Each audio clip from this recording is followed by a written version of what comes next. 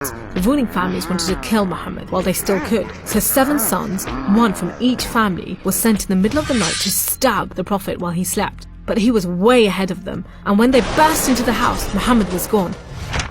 Trackers were sent out to hunt him down. Muhammad and his best friend Abu Bakr took a roundabout route to try and shake off the pursuit, but the trackers were too good and slowly gained on them. So Muhammad and Abu Bakr hid in a cave and prayed that no one found them. The trackers found the cave all right, but they didn't bother going in to search. There was no way Muhammad could be inside, they thought. There was a spider's web over the mouth of the cave and a nesting bird at the entrance. He must have given them the slip. So off they went, leaving Muhammad and Abu Bakr protected by a spider and a bird. Muhammad made it safely to Yathrib, which was renamed Medina al-Nabi, the city of the Prophet, but most people just call it Medina. But Muhammad's worries weren't over yet. There were 3 big battles between the Muslims and the Meccans. First, the Battle of Badr, when Muhammad and just 313 men faced 1,000 Meccan soldiers. Miraculously, the Muslims won. Then there was the Battle of Uhud, which didn't go so well.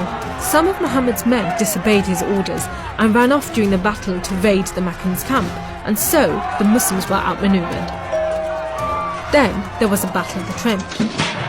Medina was protected on 3 sides by mountains, so when the Meccan forces advanced in the city, the Muslims just dug a deep trench. The Meccans made camp, but the weather was terrible. Pouring rain put out their fires and howling winds blew down their tents. Eventually they gave up and went back to Mecca. It was all a bit embarrassing. They were losing the respect of the local tribes who were flocking to join the Muslims. So a peace treaty was signed at Hudaybiyah. But it wasn't long before the Meccans broke it. Muhammad decided that enough was enough.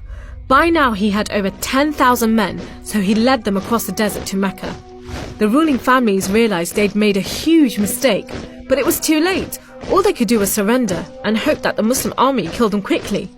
But Muhammad said there should be no more fighting. He rode into Mecca and went straight to the Kaaba. He circled it 7 times anti-clockwise and smashed all the idols, rededicating the Kaaba to Allah. And that's why I'm not going to show you Muhammad. The Muslims wanted to make it totally clear that they only worship the one unseen God. So they didn't have any pictures of Muhammad in case anyone thought he was an idol, and they didn't have any pictures of Allah because he's like nothing on earth, so it would be impossible to draw him anyway. So there you go. How Islam began in under 10 minutes. How did I do?